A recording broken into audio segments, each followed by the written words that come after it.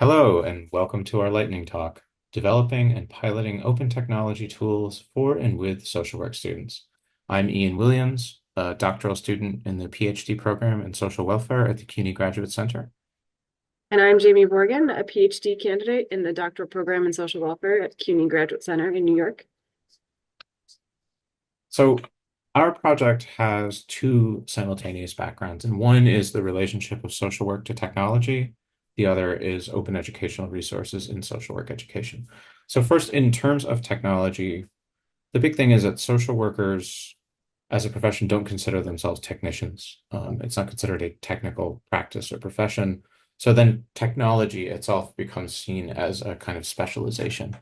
The discourse around technology use and adoption and training tends to focus kind of legalistic discourses about risk, liability, and ethical use that is kind of deontological and often divorced from the specific situations of the specific technologies themselves.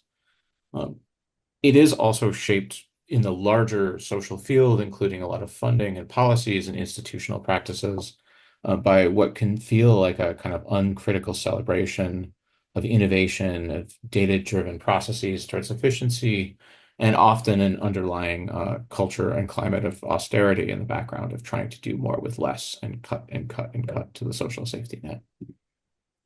So in terms of education around technology and OER, there are limited studies of the actually existing learning and practices of social work students. Again, so specialized that it is not necessarily something people consider. Um, it's difficult in social work education to create like an elective or a specialization or certification because the education is standardized through accrediting bodies. And so it can be quite challenging to get it, something like, say, focused on technology. So we thought about what other sorts of tools or ways to get at it. But many of those resources and educational tools are, created for textbooks or other closed source materials that are not widely accessible or affordable. Given the situation in social work that we're describing, where there isn't necessarily specific tracks or education around technology use and data collection, yet social workers are collecting a lot of data and using various technologies in practice. This led Ian and I to the following core questions. What critical awareness are social work students bringing to their use of technology? And as Ian mentioned, the second part, how can OER tools facilitate critical digital literacy in social work education? So I created this project timeline to just give a sense of the span of our work, which has been, it'll be approaching 2 years soon, but it started as a conversation while we were both taking coursework in a certificate called Interactive Technology and Pedagogy that gave us a lot of exposure to OER, to critical approaches to ed tech, to new ways of training students in digital school or skills and in the literacy and kind of critical consciousness that comes with that.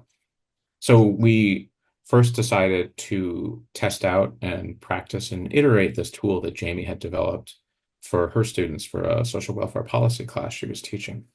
Got some funding, turned it into a formal but small research study, did the IRB approval process, got a faculty advisor, and then conducted a pilot study last spring.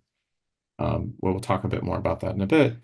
And then from there, we continued to apply for some more funding and resources, including some tied to creating OER resources.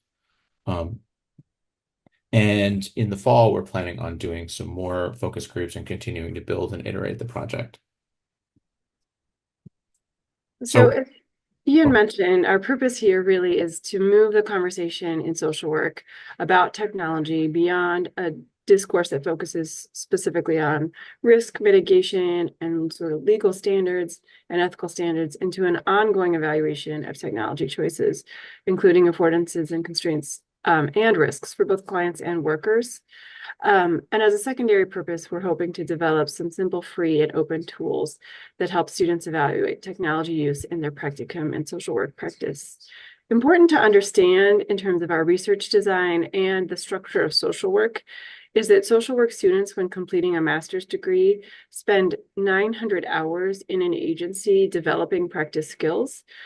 So in this setting, they are doing a lot of social work tasks under the guidance and supervision of a social worker, but they're spending a lot of time learning the actual practice of social work in that agency setting. So that's where we really wanted to focus our research, hopefully to help students understand really early on in their careers the critical use of technology, and to really think critically about how they're collecting data and what they're doing with it.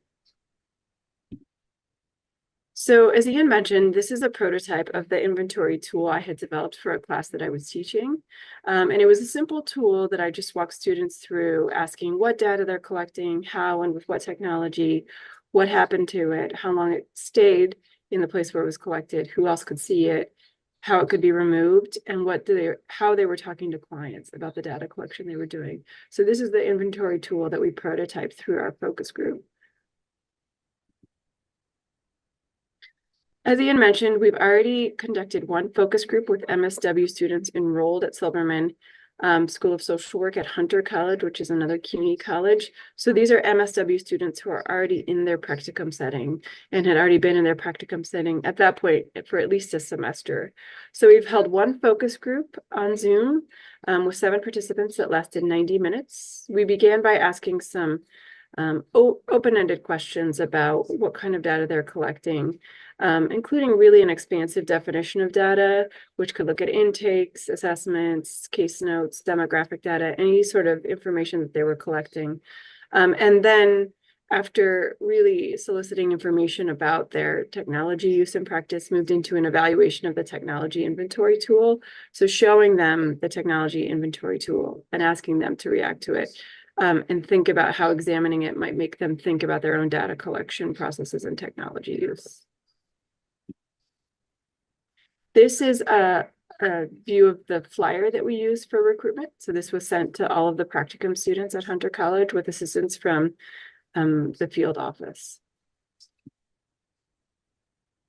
So from our study so far, in terms of our initial findings, some of our unstated hypotheses were confirmed, things that we'd seen in our own experience in social work education, and both as students and as instructors. But generally, students reported that they're not receiving education about technology in relationship to social work practice, and particularly in their field setting. Some students do have training and they have different degrees of it. It's very inconsistent, which makes sense that it's often agency specific or population specific, but in general, it's very inconsistent and there's a lot of informal learning. In general, they're not really encouraged in their education to critically analyze the implications of their technology use, or if they are, again, it's fitted into these legalistic, frameworks. They're not really about the technology, not really about technology in society today. So there aren't discussions in their coursework and in their field supervision about surveillance, about technological determinism, and how that shapes something like client self-determination, which is quite essential to social work's core values. And students reported that they found the tool really helpful and thought-provoking, that it made them think differently, and that they wished something like this had been in their education and that they thought it would be useful for other students. So looking forward to our continuation of the project, we hope to conduct 2 more focus groups this fall, specifically with organizational management and leadership social work students, but also more MSW students. We've also been conducting an environmental scan of existing resources for teaching technology and social work. And there are some open educational resources that talk about technology and social work, but none that we found so far that have a sort of critical digital literacy examination in them. So we're hopeful that this will contribute to a sort of gap in resources that could be useful for students in evaluating their technology use and learning more about data collection and technology and social work. We also plan to build out a CUNY Academic Commons site. So that's the digital commons maintained by CUNY, where we'll collect and curate information related to teaching digital literacy, including resources, tools, activities, but also our own research findings or other helpful information that we find. So we just want to say thank you for taking the time to listen to us talk, watch our video. If you're interested or curious, please reach out to us by email. And thank you as well to our partners and our funders. So Thank you. enjoy the rest of your conference.